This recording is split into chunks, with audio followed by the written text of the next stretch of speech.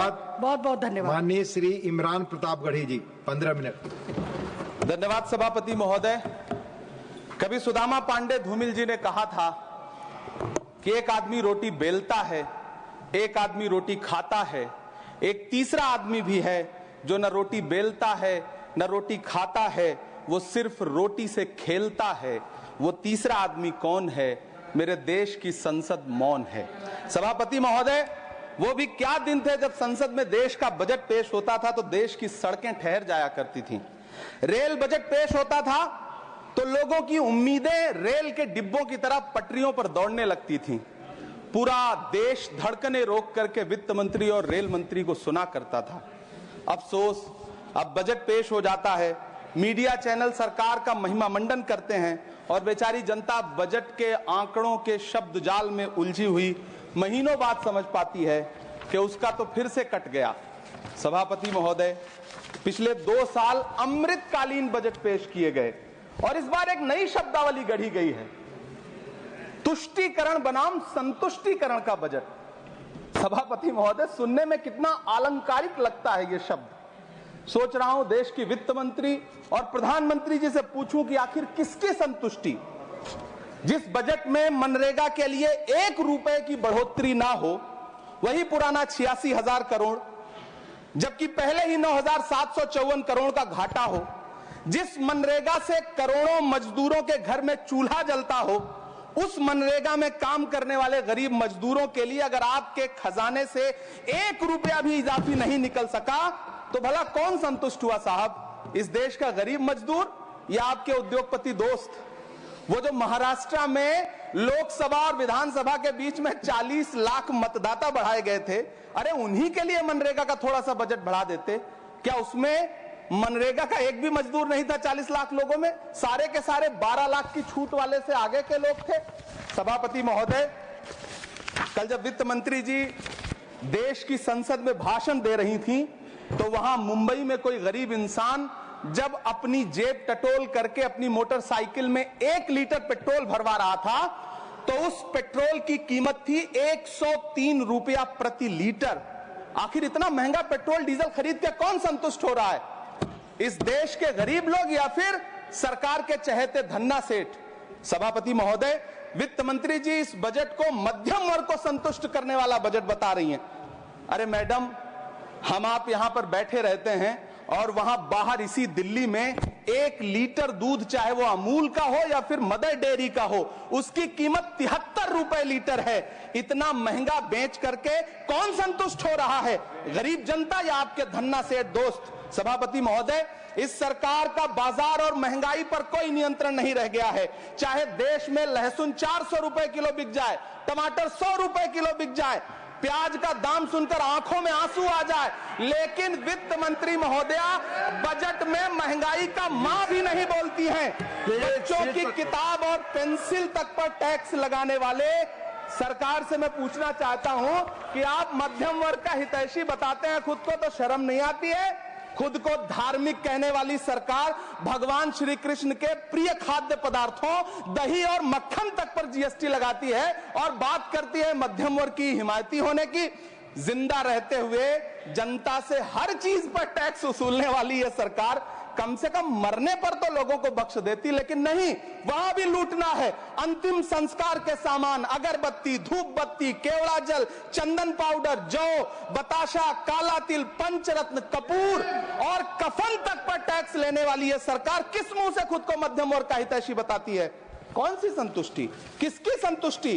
कदम कदम पर टैक्स देकर लूटने वाली जनता की या फिर जनता से टैक्स वसूल करके धन्ना सेठों का खजाना भरने वाली सरकार की? किसकी संतुष्टि?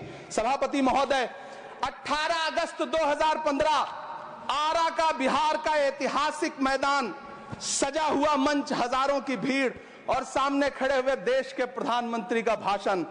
बिहार के भाइयों बहनों, आज मैं बिहार के लिए पैकेज की घोषणा कर रहा हूं। 50,000 करोड़ कर दूं कि ज्यादा कर दूं? अखिलेश भाई, 60,000 करोड़ कर दूं कि ज्यादा कर दूं? 70,000 करोड़ कर दूं कि ज्यादा कर दूं? 80,000 करोड़ कर दूं कि ज्यादा कर दूं? चलो, मैं बिहार को 1.25 लाख करोड़ का पैकेज दे रहा हूं। 10 साल हो गए सभापति महोदय, वही ढाक के 3 पात, बिहार आज भी विकास की बाट जो हो रहा है।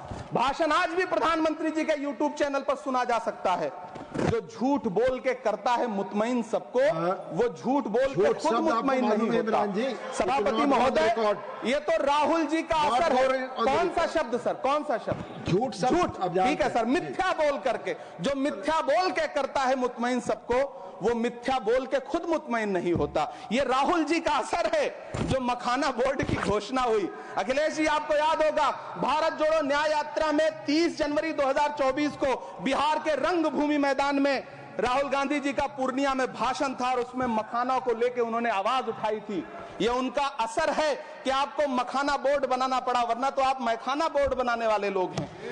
सभापति महोदय, बिहार को झूठे पैकेज और चुनावी दिलासे देना बंद करिए। आज भी जब कोसी में बाढ़ आती है तो पूरा सीमांचल बर्बाद हो जाता है। मैंने उस तबाही को अपनी आंखों से देखा है। 2016-17 की बाढ़ में अपने इन्हीं हाथों से राहत सामग्री बांटी है मैंने। अगर सच में बिहार के लिए कुछ करना चाहते हैं तो बिहार को बाढ़ से बचाने का प्रबंध करिए। पूर्णिया एयरपोर्ट 10 साल से बाट जो रहा है, घोषणा 2014 में हुई, बन के आज तक तैयार नहीं हुआ। अलीगढ़ मुस्लिम विश्वविद्यालय का किशनगंज सेंटर बजट के अभाव में दम तोड़ता जा रहा है। मैंने पिछले बजट सत्र में भी आवाज उठाई थी। आज फिर वित्त मंत्री जी से अनुरोध करना चाहता हूं, दामन फैला करके, कि अलीगढ़ मुस्लिम विश्वविद्यालय का किशनगंज सेंटर बन जाने दीजिए। आखिर कौन सी नफरत है? ये मुल्क हमारा भी है। इस मुल्क की मिट्टी में हमारा भी खून पसीना शामिल है। हमसे इतनी भी क्या नफरत? रिश्तों की ये नाजुक डोरें तोड़ी थोड़ी जाती हैं। अपनी आंखें दुखती हो तो फोड़ी थोड़ी जाती हैं। सभापति महोदय, अल्पसंख्यक मंत्रालय का बजट काटकर मौलाना आजाद नेशनल फेलोशिप बंद कर देना, प्री मैट्रिक स्कॉलरशिप बंद कर देना, नई मंजिल योजना बंद करना, धरोहर योजना बंद करना।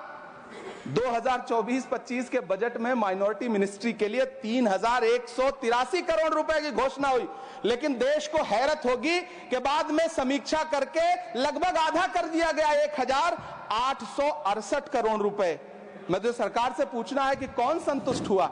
इस देश का अल्पसंख्यक संतुष्ट हुआ या आप संतुष्ट हुए? किसका संतुष्टिकरण?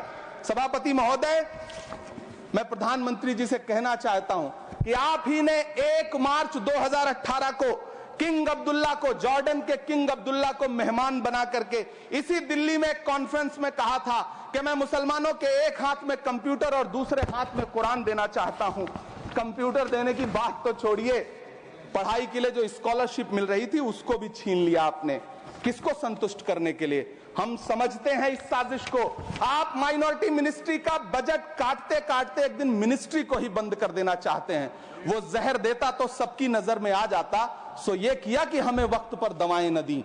सभापति महोदय, मैं तो वित्त मंत्री जी से पूछना चाहता हूं आपके माध्यम से कि शायद आपको पता ही नहीं है कि गृहस्थी चलाने वाली एक गृहिणी की मुश्किलें क्या क्या होती हैं। आपने कभी सोचा भी नहीं होगा कि जब वो किचन में सब्जी बनाने के लिए कड़ाई में तेल डालती है तो उसके साथ उसके आंसू भी गिरते हैं। सभापति महोदय, शायद उन्हें पता भी ना हो कि एक छोटी सी गाड़ी और एक छोटे से फ्लैट का EMI भरने के बाद इस देश का एक गरीब इंसान जब अपने बच्चों की फीस भरने के बारे में सोचता है तो उसे कितनी खुशियों का गला घोंटना पड़ता है। शायद उनको पता भी नहीं है कि फसल बेच करके बिटिया की शादी का सपना सजाने वाला किसान जब अपनी फसल बर्बाद देखता है तो कितनी रातें सो भी नहीं पाता है। सभापति महोदय, शायद वो कभी इस पीड़ा को समझ ही नहीं पाएंगी कि परिवार के किसी एक सदस्य को कैंसर जैसी बीमारी हो जाए तो घर और जमीनें गिरवी रख उठती हैं, लेकिन इलाज नहीं हो पाता। सभापति महोदय, इसी देश की संसद में कभी स्वर्गीय सुषमा स्वराज जी ने कहा था कि जब देश की करेंसी गिरती है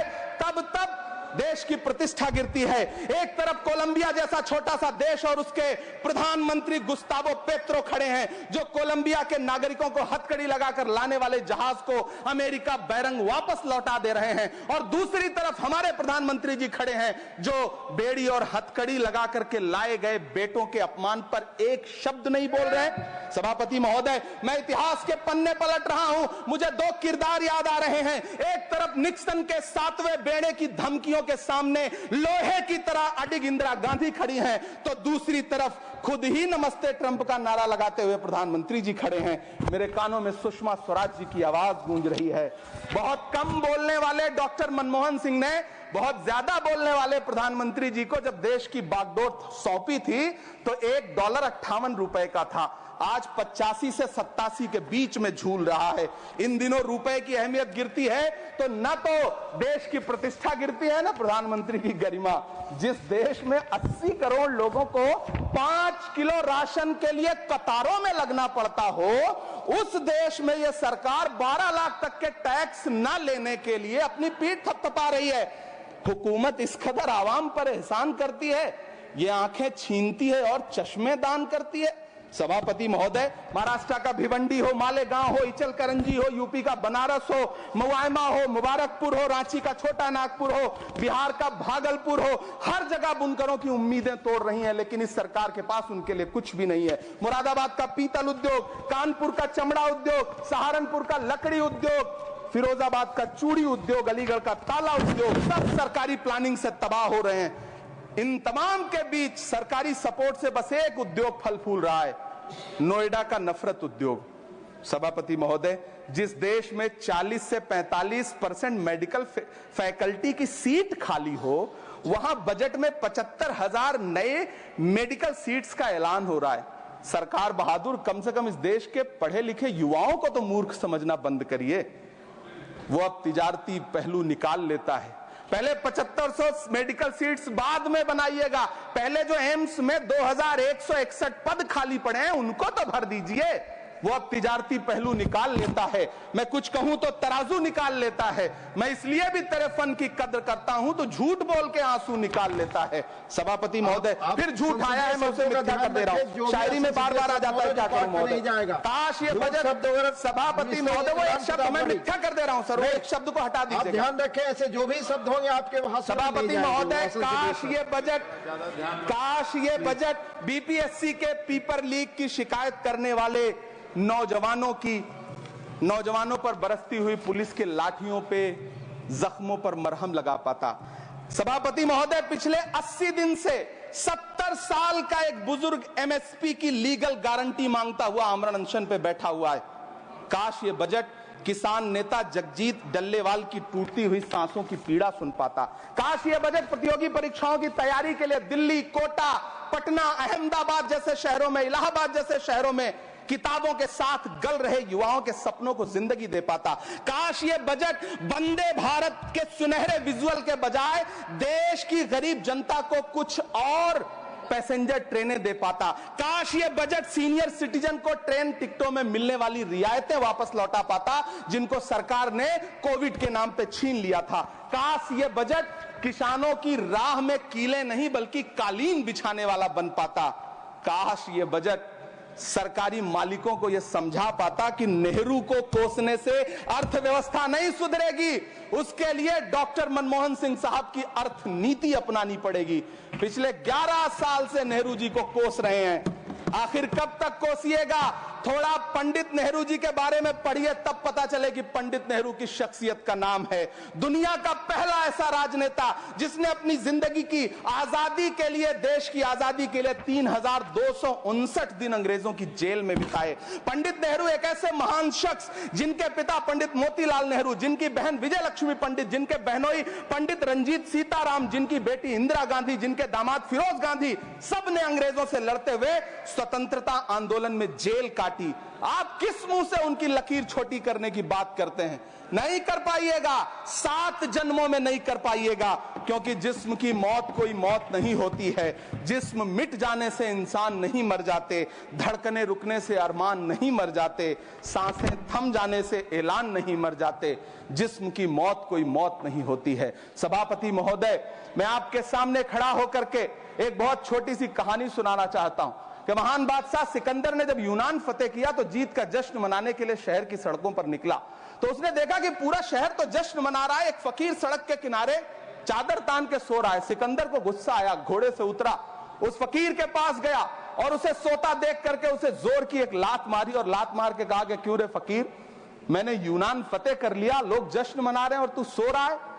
उस फकीर ने उन्नीदी आंखों से सिकंदर को देखा और देख करके कहा कि शहर जीतना बादशाहों का काम है, लेकिन लात मारना तो गधे का काम है। सभापति महोदय, गरीब जनता को लात मारना बंद करिए।